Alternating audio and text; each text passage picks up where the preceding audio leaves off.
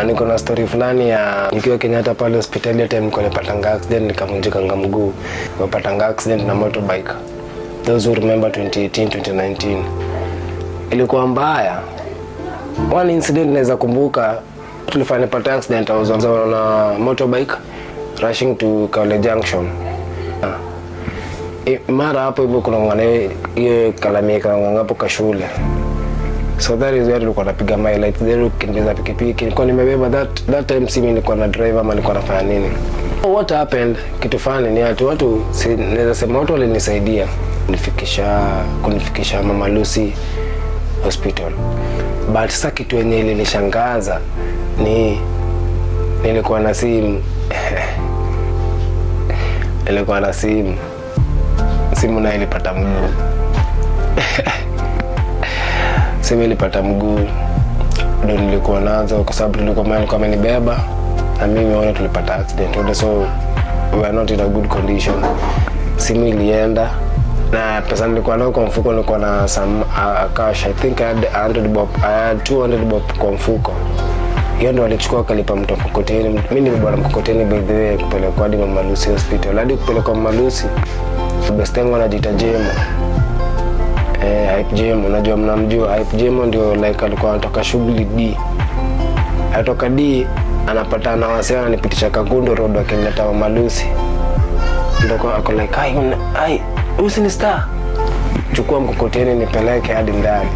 So kitu yenye Nairobi ni bamba. Nairobi watakusaidia but lazima ujisaidie kama inawezekana. Hadi sasa hii kwako kunachomeka. Watu watakuja kukusaidia, watu vitu nje.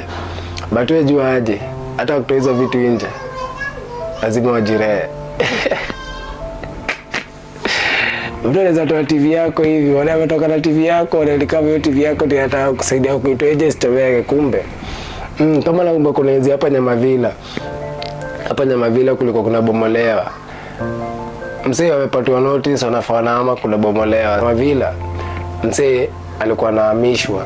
Baada mzee ndio kunataka kubomolewa but jile harakati tunataka kusave vitu zako zitoe, watu wanakaa mshachukua ile mkokoteni, unakuja unatoa vitu vyako kwa mkokoteni ama kwa gari.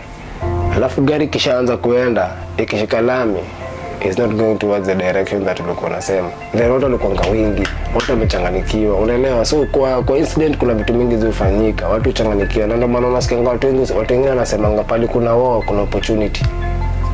Una get pale kuna war, kuna opportunity.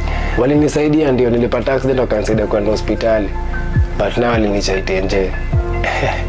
Na kanchaido nilikuwa na ilikuwa kidogo kwa mingi because ilikuwa tu fair. Na hiyo fair nilipia kwenda hospitali. Anyway Nairobi. Jamaa walifanya poa ama kufanya poa. Walikuwa nafanya nifikishe usini nikiwa na simu yangu na kila kitu yangu ama walifanyaje juu. JB na imagine kama singepatana na Jemo. Na ningepeana habari yangu ati nimeumia. Unaelewa?